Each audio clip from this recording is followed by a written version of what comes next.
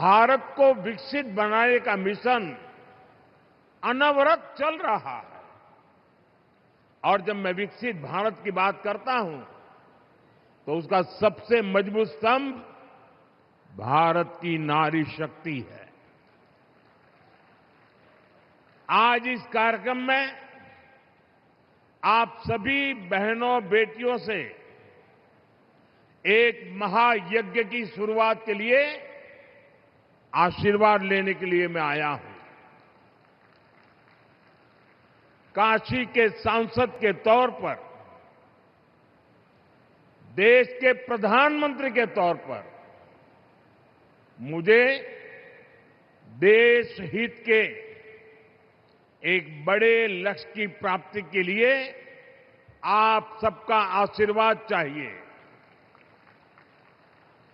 और ये बड़ा लक्ष्य है लोकसभा, विधानसभा में महिलाओं के लिए आरक्षण को लागू करना।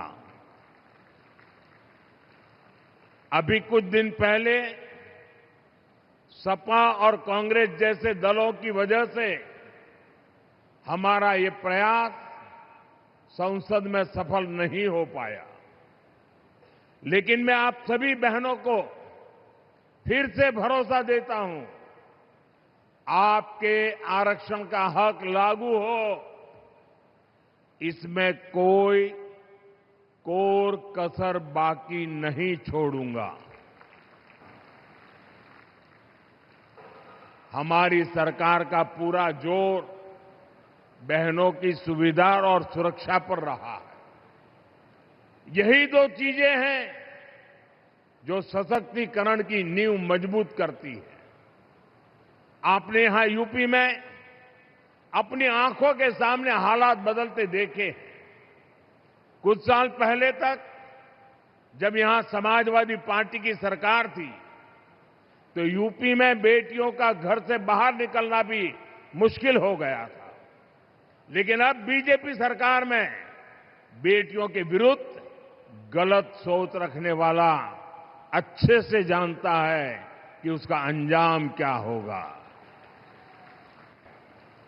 देश की नई संसद बनाने के पीछे भी बहनों की भागीदारी का विचार एक बड़ा कारण था। नई संसद बनी तो पहला काम हमने महिलाओं को 33% आरक्षण देने का ही किया। 40 साल से बहनों का ये अधिकार अटका और लटका हुआ था। इसलिए हमने साल 2023 में संसद में नारी शक्ति वंदन अधिनियम पारित करवाया।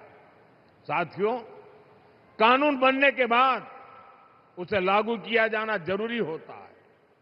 अब ये जरूरी है ये कानून जल्द से जल्द लागू हो। इसलिए पिछले दिनों संसद में इसको लेकर चर्चा रखी गई थी। संविधान में संशोधन के लिए हम कानून लाए थे। ये संशोधन ऐसा था जिसके बाद ज्यादा संख्या में बहनें विधानसभा और संसद में पहुंच पाती। लेकिन साथियों, कांग्रेस, समाजवादी पार्टी, टीएमसी और डीएमके जैसी पार्टियों ने एक बार फिर देश की महिलाओं को धोखा दिया। ऐसे दलों ने 40 साल से महिला आरक्षण पर ब्रेक लगाया हुआ था। अब समाजवादी पार्टी ने फिर से इसे लाल झंडी दिखा दी है। साथियों, असली बात यह है कि ये सारे परिवारवादी और तुष्टीकरण में डूबे दल नारी शक्ति से डरे हुए हैं। आप सभी से डरे हुए हैं। ये परिवारवादी दल देश की उन बेटियों को विधानसभा और संसद नहीं आने देना चाहते।